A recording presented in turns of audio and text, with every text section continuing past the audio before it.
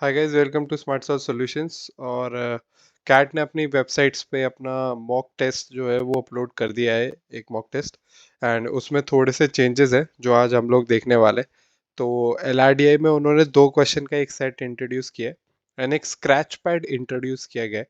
अब ये चेंजेस जो है वो ओरिजिनल एग्जाम पेपर में रिफ्लेक्ट होंगे या नहीं, वो तो हमें दी डे पर ही पता चलेगा।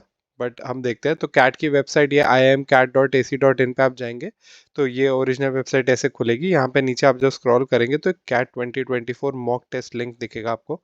इस पर आप क्लिक कीजिए एंड देन आपको इस लिंक पे क्लिक करना है, mock test link. Direct sign in पे क्लिक कर दीजिए एंड टेस्ट जो है वो आपको दिख जाएगा। तो जैसे आप साइन इन पे क्लिक करेंगे आप इस पेज पे लैंड हो जाएंगे।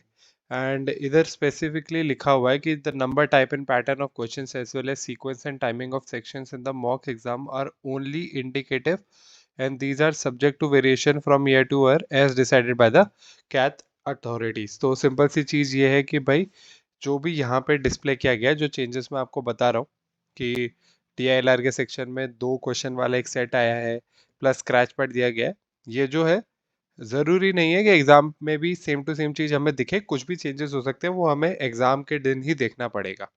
ठीक है, तो इधर आप नेक्स्ट पे क्लिक कीजिए, ये एग्री कीजिए एंड रेडी टू बिगिन कर दीजिए। तो सबसे पहले बीआरसी के सेक्शन में वो लैंड करा देगा हमको। अब इधर जो है इन लोगों ने एक सबमिट का बटन दे रखा है, सबमिट करके आप जब यस करेंगे एंड यस करेंगे तो आप नेक्स्ट सेक्शन पे लैंड हो जाते हैं। बट अभी तक ऐसा नहीं हुआ है कैट में। पहले पूरा का पूरा वीआरसी का 40 मिनट्स का टाइम कंप्लीट होता है, फिर आप नेक्स्ट डीआईएलआर पे पहुंचते हो, सेम डीएलआर खत्म होता है तो आप क्यूए पे पहुंचते हो। तो क्या होगा वो हम डी डे पे इंस्ट्रक्शंस पढ़ेंगे तभी हमें पता चलेगा। अभी फिलहाल मॉक टेस्ट में तो इनने सबमिट का बटन दे रखा है, वो देखना होगा आगे भी देते हैं या नहीं देते हैं। तो इन लोगों ने डीएलआर में ये एक सेट दे रखा है 4 वर्कर्स वाला। और ये जो सेट है इसमें सिर्फ दो ही क्वेश्चन है, 1 और 2। बाकी आप देखोगे तो सेट चेंज हो जाता है।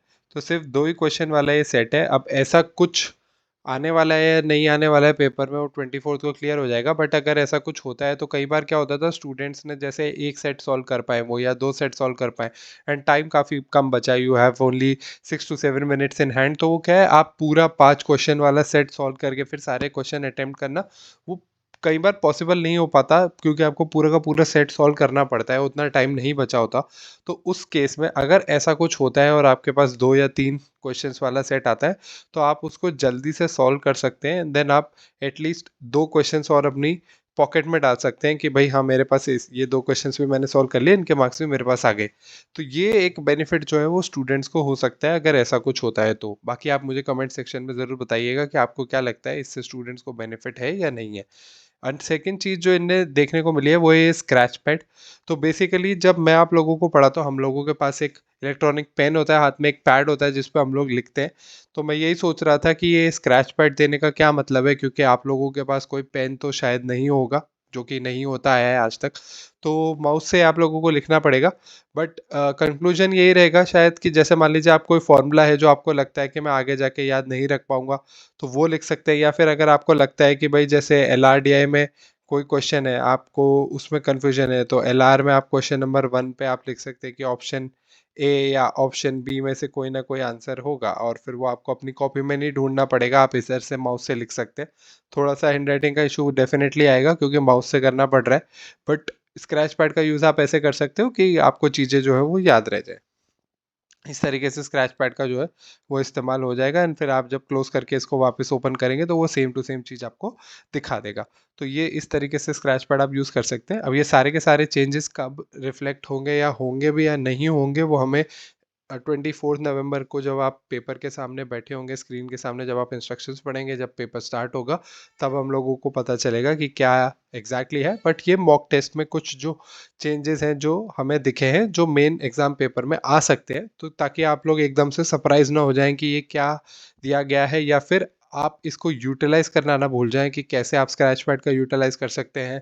हो सकता है वहाँ पे एक एक्स्ट्रा सेट मिल जाए आपको डीएलआर में 2 क्वेश्चंस वाला, जिसको आप सॉल्व करके अपने पॉकेट में एक्स्ट्रा मार्क्स डाल सकते हैं। तो ये सारी चीज़ें आप याद रखिएगा, अभी से ही प्रिपेयर्ड होके जाइएगा कि ऐसे कुछ चेंजेस अगर इंट्रोड्यूस होते हैं तो हमें उनका यूटिलाइज करना है, हमें अपने मार्क्स इंक्रीज करने हैं, ना कि हम एकदम से शौक में आ जाएं कि अरे यार ये क्या हो गया एंड वैसा नहीं होना चाहिए, इसलिए मैं आप लोगों को ये अपडेट दे रहा हूँ।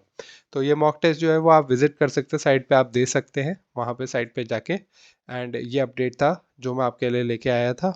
And for more such updates and complete preparation, channel के साथ बने रहिए।